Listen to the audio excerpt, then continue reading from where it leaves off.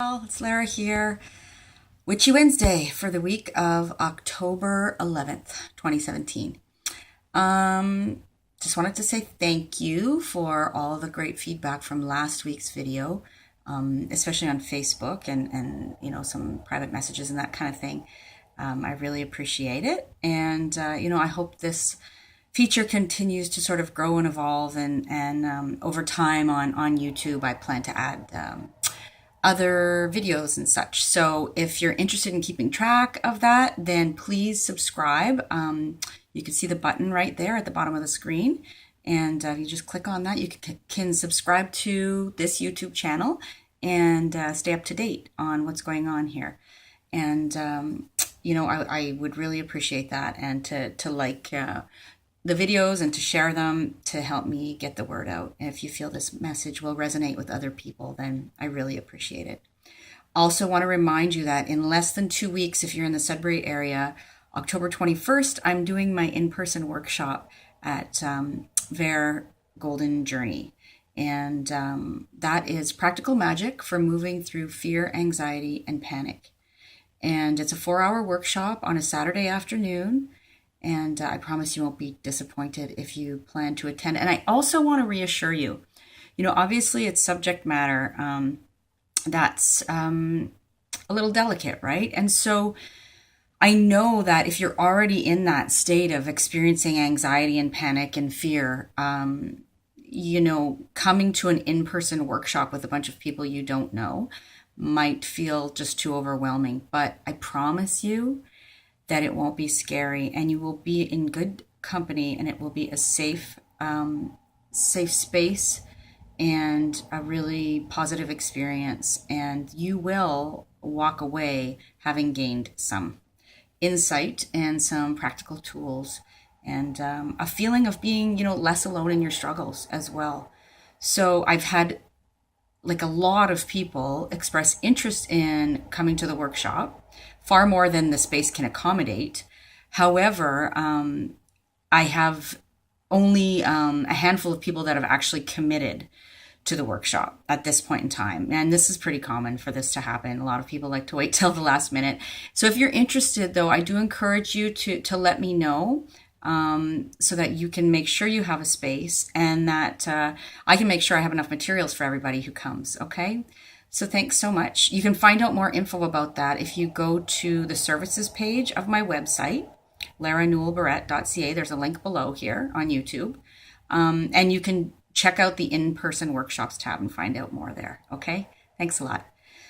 So last week was pretty, passionate in terms of my delivery of the message. And this week's shaping up to be the same. If you'll recall, last week, the karma card showed up for us. And there was a lot of, the message was all about how our choices and decisions shape our karma, shape our future, right? And how we are seeing the need on an individual and collective level to be making better, self-affirming, soul-affirming, compassionate choices in our lives, so that, we can really be who we're meant to be in this place and time, in this lifetime, and in our current situation. I'm assuming if you're watching this, you do believe that there's more to life than, on some level, even if you haven't sort of fully explored that yet, but you believe there's more to life than the daily grind, and the escapism, and, the sort of I should do this and I should do that, and the constant inner criticism of not being enough and having enough and doing enough and not living up to the expectations of others, and that kind of thing. That's why you're here, I assume, on some level. And you'd be right about that, in my view anyways, and in the view of a lot of other people. There is much more to life than that. And I sort of continue to explore that, as I said last week, after like 20 years delving into this subject matter and walking this path, there's always more to learn and discover, and we're always growing and evolving. And part of that connects very strongly to the message for this week. And I'm going to show you, again, I use the Witch's Tarot. It seems to be working, really well these days in terms of the messages and my connection to them and ability to sort of bring that through to you. So the card that came up for us this week is the High Priestess reversed. So the High Priestess is she's like the divine feminine, really, and she's very intuitive and knows her power, and she's wise and doesn't let her emotions run her life. Now, as I said, the card turned up in reverse for us this week, and this is really meaningful and powerful, and I'm seeing this again reflected, in the outer world, in other people's circumstances, in conversations with other people, and again, in my own life, where we're fearful of trusting ourselves, of trusting our intuition, of trusting our inner wisdom, and we're doing that to our detriment, really. It's really time to start recognizing that inner, that inner nudge you're feeling, or those signals of, this is not feeling right, or this is really not what I'm about, or these aren't the people that are my tribe, or, this situation is uncomfortable and not really where I want to be. And then we're not trusting that, right? We're not trusting it. We're not trusting those messages. We're thinking to ourselves, and that's the problem, overthinking oftentimes, right? We trust our head more than our heart and more than our intuition. And the High Priestess reversed is telling us we need to balance both of those things, definitely. But we really need to recognize that there is most definitely something to those internal nudges and to those messages.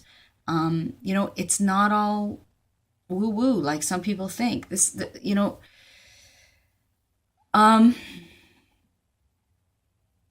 I'm sort of at this place where I'm having a lot of impatience with people who continue to be very skeptical of these things and these concepts. They're really in a state of denial in my mind. Is science and concrete facts and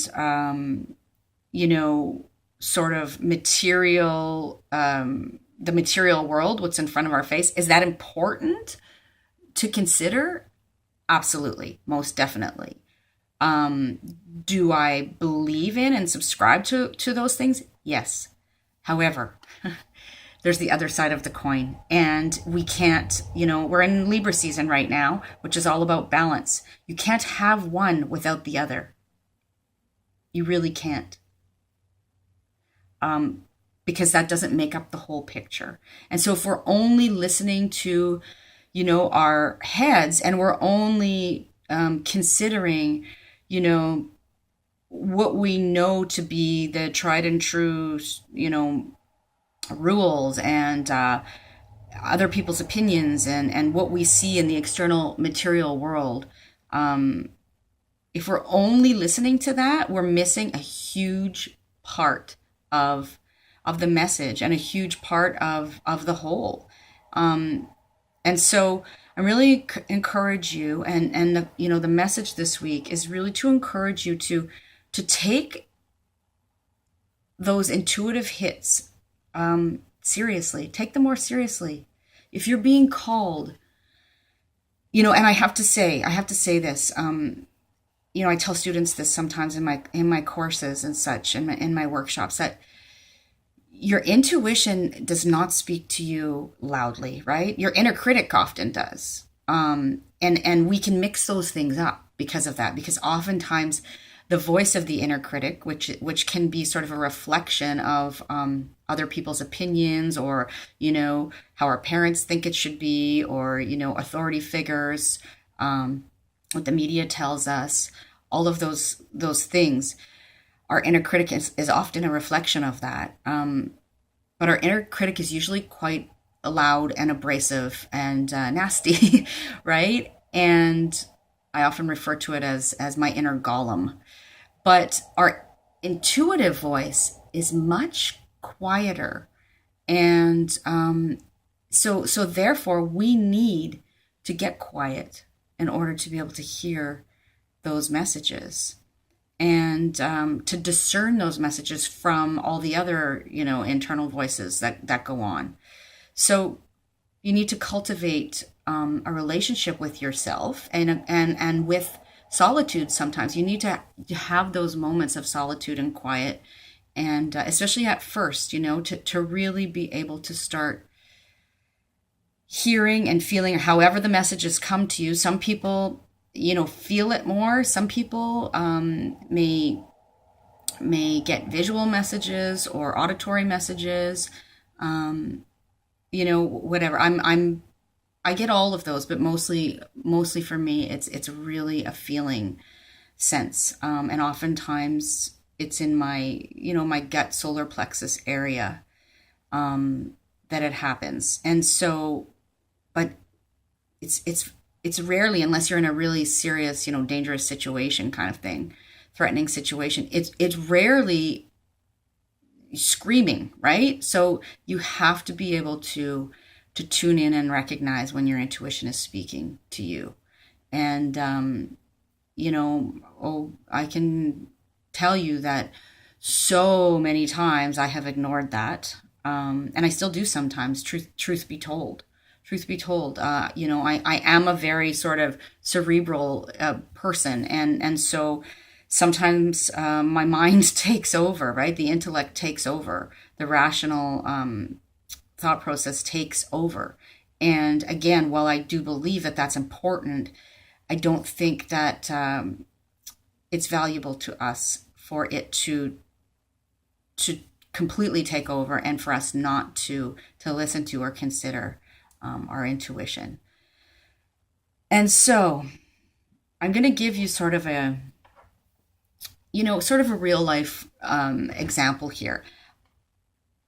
I often have conversations with people where, they're on the precipice of a major, like they recognize that they need to make a major change, or they need to do something, or they need to listen to that inner whisper that, I need to go take this class, or I need to go meet up with these people, or I need to, start looking for a job somewhere else, or I need to, start taking better physical care of myself, whatever, or I need to set these boundaries in these relationships. And they ignore, and I mean, I did it myself for a very long time. They ignore this inner wisdom. 6 months, a year, 2 years, 5 years later, I talk to them again, and they're the exact same place, still on the fence, still having this sense that something needs to change, but being terrified to follow that intuition. And so really, I think, the message this week is it's baby steps you got to take, but you have to start somewhere. You have to start trusting that those messages are coming to you for a reason, and that your inner wisdom, that's your soul speaking, folks. It knows what's best for you. And so, it's time to start taking that seriously. I think I'm going to leave it there again this week. Again, lots of astrology to speak to, but it seems that these are the messages that really want to come out right now. I want to say, just astrologically speaking, there's a pretty significant event that's happened over the last, yesterday and today, where the planet Jupiter, which is all about expansion, And it's considered a lucky planet, but it really, what it does is it expands and grows and emphasizes and shines a light on certain areas, right? So wherever it happens to be transiting or touching our personal chart. And so Jupiter has moved from the sign of Libra into the sign of Scorpio. And so we're going to see a sort of a refocusing, and we're going to see an expansion. We're already starting to see that, like this week, actually, of things like secrets being uncovered, of, the shadow side being revealed, of, maybe unscrupulous people and practices and behaviors, the light being shined there. And, we're being encouraged to look at our own shadow side and to go deep and to explore these matters of, intuition and those deep down messages. And so, I really think that you're going to notice over the next, Jupiter is in Scorpio for the next 13 months. And so over the next 13 months is really a time to start developing a relationship with your inner wisdom, to start, being less afraid to delve into your inner workings and what's really motivating you. And, also, it's calling us to act with the utmost integrity. Pluto doesn't like it when people don't. Pluto is the ruling planet of Scorpio, so that energy doesn't really like it when people are trying to pull the wool over its eyes, right? And so you can't hide from that energy. So integrity is of the utmost importance. All right, just a reminder, the High Priestess reversed, really reminding us to get in touch with our intuition and to trust it and to take it seriously, and to balance that with our intellect. Okay, thanks so much once again for listening. If this message resonates with you, please do like and subscribe to the channel and share. And if you want in on that workshop, then check out the website for more info. Okay? Thanks so much. Take care. Bye-bye.